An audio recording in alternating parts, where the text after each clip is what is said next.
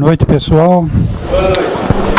Agradecido pela oportunidade da palavra, agradecido à equipe espiritual que fez a preparação do ambiente, aos amigos espirituais que estão agora a postos cuidando da segurança.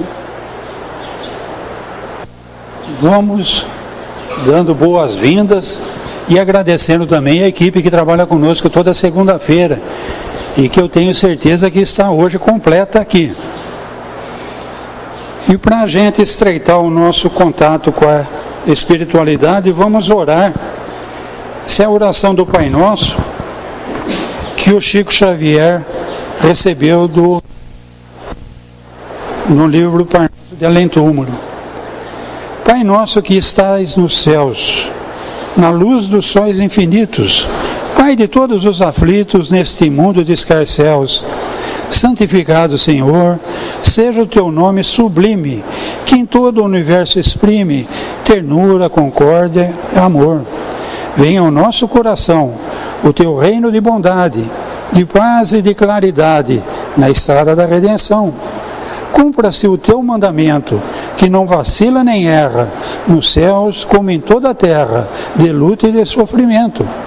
Evita-nos todo o mal, dá-nos o pão no caminho, feito na luz, no carinho, de pão espiritual.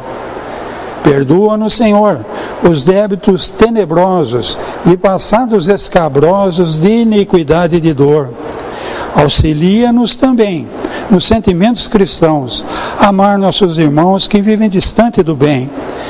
Com a proteção de Jesus, livra nossa alma do erro, neste mundo de desterro, distante da tua luz. Que o nosso ideal igreja seja o altar da caridade, onde se faça a vontade do vosso amor. Que assim seja. Hoje, dia de Natal, nós vamos falar de Natal, mas numa visão do Espiritismo. E o Espiritismo, como a maioria das religiões, comemora no dia de Natal o nascimento de Jesus. Então, para falar de Jesus, a gente vai seguir o Livro dos Espíritos primeiro, que eu gosto muito dessa edição do Livro dos Espíritos, que ela traz na capa a fotografia do professor Rivail. Ali atrás tem algumas rochas, são menires, homens, porque os espíritos, quando conversaram com o professor Rivail e convidaram ele para codificar a doutrina dos espíritos, disseram para ele que numa outra encarnação ele tinha sido um druida do povo celta, e eles usavam essas rochas, essas menires, domes, para facilitar o contato com os espíritos, com o plano espiritual. Tá? Até hoje a gente não entende isso não, porque esse povo celta acabou sendo dominado pelos romanos. Eles não escreviam livros, eles passavam os conhecimentos de iniciado para iniciado. Como houve muita perseguição quando eles foram vencidos, isso continuou de iniciado para iniciado, mas muito escondido. Então, hoje em dia, isso está nas mãos de Rosa Cruz, de maçonaria, essas ordens mais fechadas, tá? Essas fraternidades. Esse conhecimento deles não é, a gente não domina ainda não. São coisas que a gente deveria pesquisar, tá? O professor Rivail, então, adotou esse pseudônimo de Allan Kardec e escreveu esse livro com 1019 perguntas, que é a base do Espiritismo, tá? As perguntas são respondidas por espíritos de altíssima graduação, tá? Então a gente diz a doutrina dos espíritos, não é de Allan Kardec, tá? Os espíritos se reuniram, falaram para o professor Rivail: você foi escolhido para codificar essa doutrina. Ele até pergunta: e se eu não aceitar? A gente escolhe outro. Não tem problema não, não depende de professor Rivail, depende dos espíritos. Tá? Muito bem, para falar do Natal temos que falar de Jesus. No Livro dos Espíritos, mais ou menos na metade, na pergunta 625, existe essa pergunta: qual o tipo mais perfeito que Deus tem oferecido ao homem para lhe servir de guia e modelo? Resposta simples, direta e objetiva: Jesus. constitui o tipo da perfeição moral a que a humanidade pode aspirar na Terra. Então, Deus escolheu Jesus para vir nos servir de modelo, tá? É o aniversário desse cara que a gente está comemorando hoje, tá? Bom, vamos falar um pouco de Deus. O que é Deus é a primeira pergunta, a preocupação principal do doutrina dos espíritos, tá? O que é Deus? A inteligência suprema, causa primária de todas as coisas. Simples, objetivo, lógico. Lógico por quê? Se houvesse algo mais inteligente que Deus, esse algo seria Deus. Se houvesse uma causa anterior a Deus, a causa primária fosse anterior a Deus, essa outra causa que seria Deus. Então os espíritos, eles tinham isso, eles respondiam de acordo com o entendimento do pessoal, eram muito claros, muito lógicos, muito objetivos, tá? Porque Kardec na pergunta 2, 3, 4, ele vai continuando perguntando. Ele quer maior esclarecimento. Isso para ele era pouco, ele queria entender melhor Deus. Aí na pergunta 14, os espíritos dizem assim: Deus existe, não podeis duvidar disso. É o essencial. Deus é eterno, único, imutável, imaterial, soberanamente justo e bom. Crede em mim, não deveis ir além. Por que falaram isso para o coitado do professor Rivailpo? Não deveis ir além.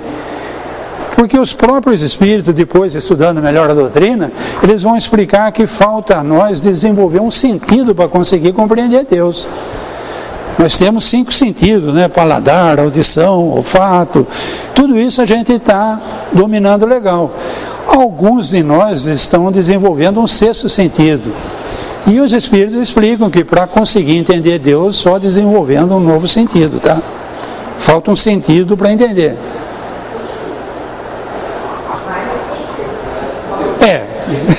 Ele não explica quantos, qual, quando que nós vamos entender.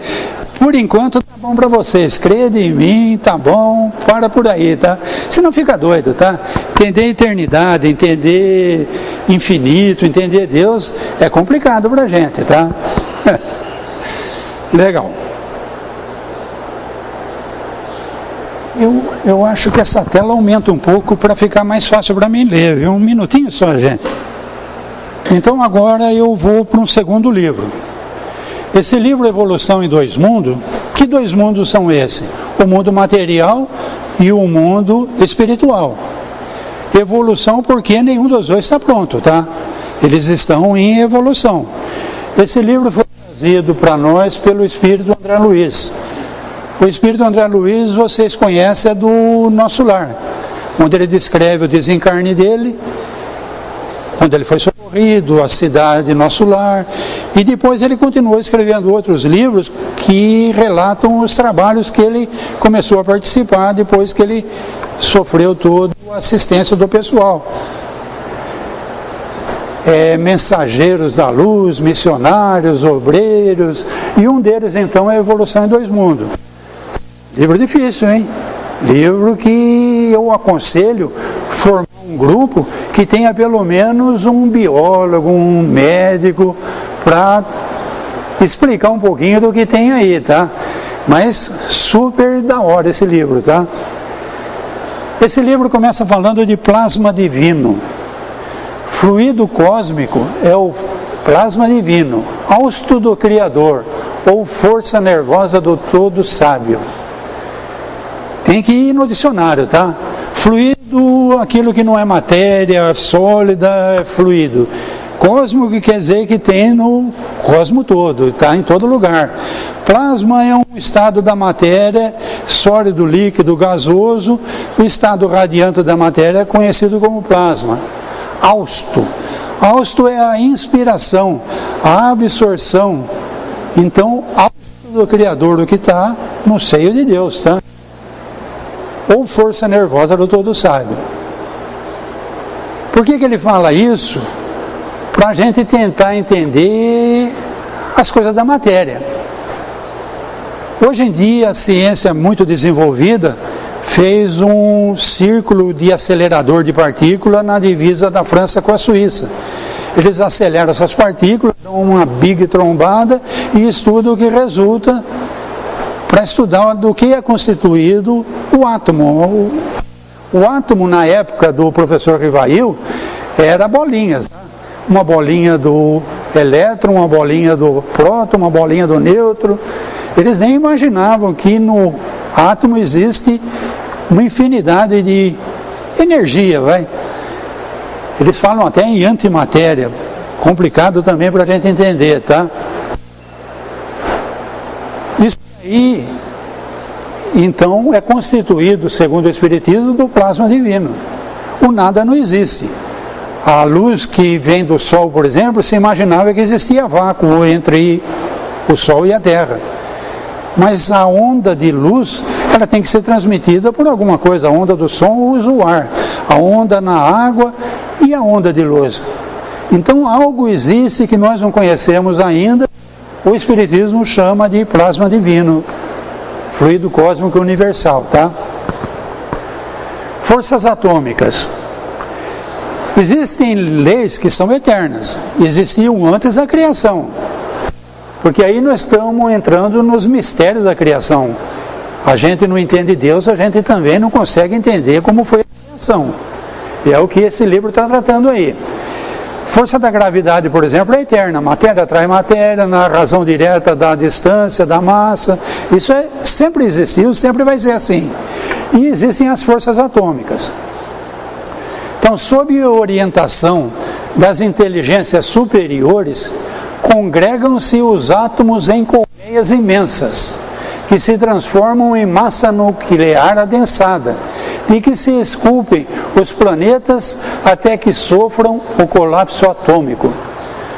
Hoje em dia está bacana de você estudar o cosmos, o universo. Você entra numa internet aí, você vê fotografia de fora do planeta. Você vê aquela maravilha, azulzinha, as nuvens brancas. Você afasta mais e vê o sistema solar, os planetas e tudo mais. E você afasta mais e vê a galáxia. Quando você vê a galáxia, você vê um vórtice, um redemoinho. No centro da galáxia tem um buraco negro. Então, todos aqueles mundos, aquelas estrelas, aqueles planetas estão em vórtices colapsando num buraco negro. Estranho, né? Então, o fluido cósmico universal se adensa, formam planetas, formam sóis, estrelas, cometas, e um belo dia isso tudo acaba num buraco negro, um colapso atômico. A ciência está descobrindo isso, mas não domina isso tudo ainda não, tá? Tem muita pesquisa a ser feita ainda. Essas esferas mortas, contudo, volvem a novas diretrizes dos agentes divinos. Interessante que está no plural, né? Não é Deus que cria? Por que ele pôs aqui agentes divinos? Nós vamos chegar lá. Que dispõe sobre a desintegração dos materiais da superfície desse buraco negro, dando o ensejo a que os elementos comprimidos se libertem através de explosão ordenada, surgindo novo acervo corpuscular para a reconstituição das moradias celestes, nas quais a obra de Deus se estende e perpetua em sua glória criativa. Bonita a linguagem dele, né, Romilda? Romilda vibra. Então vamos lá, o que ele está falando aqui? A ciência não afirma com todas as letras, mas tem uma corrente de cientistas que acredita que houve um Big Bang. Então tudo que existe no universo estava contido num ponto. Um super big buraco negro que um dia explodiu num Big Bang. O nosso universo está em expansão. Essa corrente de cientistas, a expansão vai terminar e vai haver um Big Crunch. Tudo vai tender ao ponto novamente. Olha a eternidade aí, gente. Big Bang, Big Crunch. Big Bang, Big Crunch. Não teve começo, não vai ter fim. Olha o Lavoisier aí que acertou, né? Na natureza nada se cria, tudo se transforma. Que maravilha, né? Como a gente não sabe nada ainda, né? Por isso que ele falou, ó, Deus existe, acredita nisso. Vamos em frente. Outro livro formidável, O Caminho da Luz. Esse é do Espírito Emmanuel. Espírito Emmanuel, no livro Há 2000 anos, escreveu a vida dele como senador por Lentulus. A mulher dele aceitou Jesus, a filha foi curada por Jesus, mas o senador romano morreu, voltou nos 50 anos depois como escravo Nestório.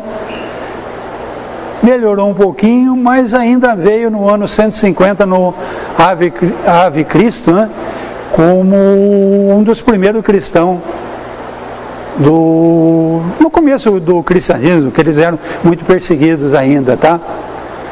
Então o Espírito Emmanuel fala para nós na comunidade dos espíritos puros.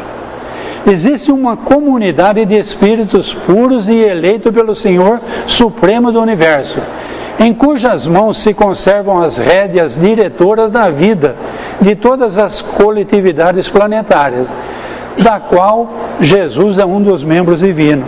Então eu queria chegar aqui para vocês verem quem foi o carinha que nasceu no Natal. Comunidade de espíritos puros. Deus é o Criador, é o único, é o soberano, tudo aquilo que nós vimos lá no Livro dos Espíritos. Mas junto a ele tem uma comunidade de espíritos puros. E um dos é Jesus. Tá? Reuniu-se nas proximidades da Terra para a solução de problemas decisivos da organização por apenas 2 vezes no curso dos milênios conhecidos. Então, do Big Bang até os dias de hoje, essa comunidade de espíritos puros se reuniu Isso tudo está no livro A Caminho da Luz, tá? Mais detalhado, eu resumi. Se reuniu na cercania da Terra para resolver, provavelmente, que distância o planeta orbitaria o Sol, se haveria uma atmosfera, se ia ter uma camada de ozônio para proteger. Então, a primeira vez que a patota da pesada se reuniu na cercania do planeta para resolver isso tudo, tá? A segunda, quando se decidia a vida do Senhor à face da Terra, trazendo à família humana a lição imortal do seu Evangelho de amor e redenção. Então, a segunda vez que a turma da pesada se reuniu no planeta foi para decidir que um dos da comunidade dos espíritos puros iria. Eu gosto muito da figura da escada do Jacó. O Jacó é um cara lá da Bíblia que sonhou que tinha uma escada da terra até lá no céu, eles falavam, né? E cada degrau dessa escada tinha pessoas, espíritos de diversas categorias. Uns bravos, outros revoltados, outros ignorantes, outros brincalhão. Mas ele viu também que espíritos desciam a escada para ajudar os que estavam subindo. Então eu gosto de pensar que Jesus já estava no topo da escada, na batota da pesada, lá, a comunidade de espírito puro, cheio de responsabilidade, cheio de coisa para fazer, e resolveu descer a escada para, vamos lá pessoal, é aqui. Só que ele não... Outras religiões dizem, nasceu o Salvador. Vamos com calma, tá? Ele não disse que ele veio salvar ninguém, nem milagre ele não gostava de dizer que ele fazia. O que ele falou para o pessoal? Brilhe a tua luz, sois deuses. Ele encheu a bola de todo mundo, tá? Rico, pobre, leproso, prostituta. Ele não falou uns são, outros não são. Sois deuses. Foram tudo que eu fiz, comunidade de espírito puro. Um dia nós vamos estar lá, gente. Muita responsabilidade. Num dia, Jesus falou. Foram tudo que eu fiz e muito mais. Bom, vamos lá então explicar melhor essa escada de Jacó aí. Livro dos Espíritos novamente. Escala espírita. Isso daí está na pergunta 101. Ele classificou os espíritos em 3 categorias. Vamos começar na terceira ordem dos espíritos imperfeitos. Ele vai subir a escada, tá? Esse é o primeiro degrau da escada. Predominância da matéria sobre o espírito. Propensão ao mal, ignorância, orgulho, egoísmo e todas as más paixões que lhe seguem. Tem a intuição de Deus, mas não o compreende. Em nós isso daí, né, gente? A gente está muito ligado ainda na matéria. Existe no nosso meio muita ignorância, orgulho, egoísmo, mas paixões é o que mais tem. É ciúme, é revolta, existe muito no nosso meio ainda, tá? É interessante a gente analisar essa escada de Jacó aqui, para ver que degrau nós estamos e o que a gente tem que subir ainda, tá? Na pergunta 102 ele fala dos espíritos impuros, é o primeiro degrau mesmo. São inclinados ao mal e o fazem objeto de suas preocupações. Eu sou do mal mesmo, eu quero mais que o cerco pegue fogo. Existe no nosso meio gente assim, tá? Segundo degrau, espíritos levianos. São ignorantes, malignos, inconsequentes e zombeteiros. São um pouquinho melhor, mas ainda tem maledicência entre eles, são inconsequentes, zombeteiros. A gente conhece gente assim também. Terceiro degrau, espíritos pseudo-sábios. Seus conhecimentos são bastante amplos, mas julgam saber mais do que realmente sabem. Esse é o cheio de querer ser, né? Pelo riso, eu acho que vocês conhecem gente assim, né? Também tem, né? Pseudo-sábio. Espíritos neutros. Não são bastante bons para fazer o bem, nem bastante mal para fazer o mal. A gente também conhece gente assim. Eu não faço mal para ninguém. Tá, o que você faz de bem? Cada um cuida do seu. Cada um no seu quadrado. Tá? Então isso tudo aí é a classe de espíritos imperfeitos. Espíritos batedores e perturbadores é interessante a gente analisar, porque eles foram usados na codificação do Espiritismo. Eu falei que a doutrina dos Espíritos veio a nós por espíritos puros. O espírito puro tem muita dificuldade para fazer o efeito físico. Então ele usa espíritos batedores. Quer dizer, o espírito puro determina o que tem que ser feito, porque na época do professor Rivail a mesinha balançava, estralava. Então aquilo era efeito físico, tá? Tinha que chamar a atenção do povo. Então foi usado espíritos batedores e perturbadores. São espíritos da terceira ordem. Esses espíritos não formam uma classe distinta quanto às suas qualidades pessoais e podem pertencer a todas as classes da terceira ordem. Então pode ter batedor impuro, leviano, pseudo-sábio ou neutro, tá?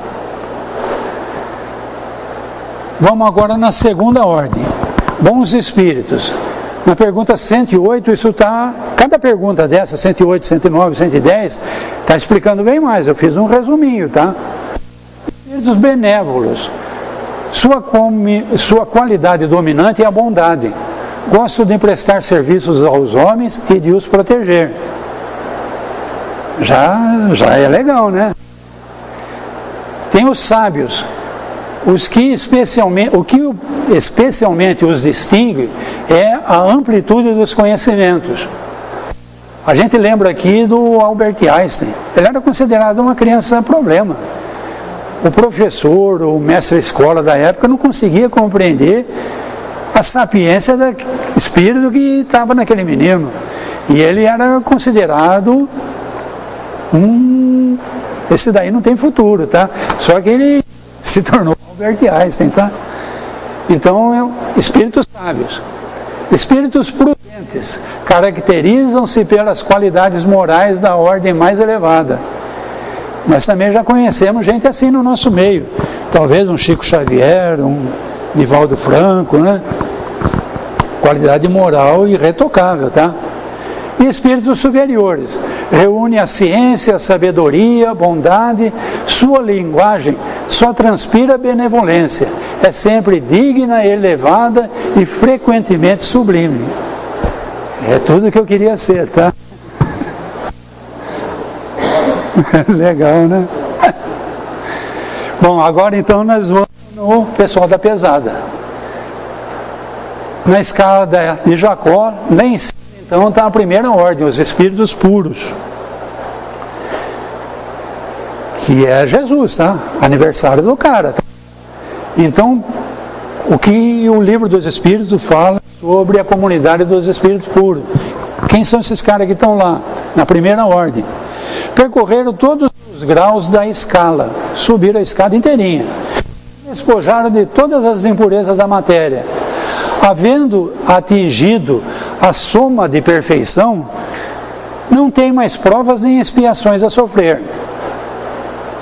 Todos nós que estamos aqui no planetinha, estamos porque precisamos passar por provas, expiações. Expiação é consequência daquilo que foi feito lá atrás. Eu tenho que sofrer na carne o que eu fiz, para mim saber que aquilo não é bom, que aquilo dá muito sofrimento. Isso é expiação. Provas é relação ao futuro. No futuro, sei lá, está previsto de eu ser um diretor de um asilo. Então, nessa vida aqui, eu vou conviver com bastante velhinho problemático, para ver se eu vou estar apto, numa próxima futuro, ser diretor de um asilo. E assim por diante, entendeu? Provas e expiações. Regeneração é o que todos nós pretendemos, é subir a escada do Jacó, tá? Esses espíritos puros não precisam de nada disso, tá? Não estando mais sujeitos a reencarnações em corpos perecíveis. Eles não precisam mais reencarnar, tá? Ou encarnar. Vivem a vida eterna, que desfrutam no seio de Deus. Austo do Criador, esse pessoal está lá no fluido cósmico, tá? Gozam de felicidade inalterável, porque não estão sujeitos às necessidades e vicissitudes da vida material. Mas essa felicidade não é de uma ociosidade monótona, vivida na contemplação perpétua. A gente fala, morreu, descansou. Depende, tá? Descansou se for vagabundo. Se for um cara que estudou, que pensou, que existem os co-criadores junto a Deus, ele vai achar algum trabalho para fazer, não vai ficar na ociosidade contemplativa, tá? Mas que era legal a gente imaginar que ia ficar na nuvem tocando harpa ali, seria legal, né? Só que não vai ser assim não, tá, gente? Só que eles têm prazer no trabalho que fazem, nas responsabilidades que têm, tá? Eu perdi onde está, contemplação perpétua. São os mensageiros e os ministros de Deus, cujas ordens executam para a manutenção da harmonia universal. Quando a gente olha então numa noite sem nuvem, essa imensidão, a gente vê essa pluralidade de mundos, sóis, planetas, cometas, tudo numa harmonia formidável, tá? Então isso aí tudo foi pensado pelo Criador, só que como presidente da República, ele não governa sozinho, tem os ministros, tem toda uma equipe que dá apoio. E essa equipe, nesse caso da espiritualidade, é a comunidade de espíritos puros. Dirigem a todos os espíritos que lhes são inferiores. Jesus falou, né? Meu jugo é leve. Os espíritos, jugo o que é? Uma coisa que orienta o animal, tá? Pelo que Jesus disse, no estágio que nós estamos, nós ainda somos orientados. É uma das perguntas do livro do Espírito. Os espíritos influenciam muito mais do que vocês imaginam. Normalmente são eles que vos conduzem. Então você pode escolher o teu jugo. Se o teu jugo for o de Jesus, ele é suave, o fardo dele é leve. Agora, se você escolher um outro jugo, não vai ser tão suave não, tá? Esses espíritos superiores, esse pessoal da comunidade de espírito puro, está aí pronto para ajudar. Vamos lá, pessoal, vamos subir a escada do Jacó. Os homens podem comunicar-se com eles. Jesus falou, vigiai e orai. Orar o que é? Se comunicar com eles. Mas bem presunçoso seria se pretendesse tê-los constantemente em suas ordens. Quando ele disse, eu pensei naquelas pessoas mais ignorantes que põe o Santo Antônio de ponta cabeça até arrumar uma noiva, né? Tem gente que ainda assim, né? Não, eu aceitei Jesus, eu colaborei na igreja, eu vou receber a graça. Vai com calma, tá, gente? Com a oração, você recebe orientação da comunidade de Espírito Puro e você vai conseguir subir a escada por esforço próprio. Vilmar, esgotei meu tempo e o assunto também. Por favor, dê sequência. Você gostou? Deixe seu like, inscreva-se no canal, acione o sininho.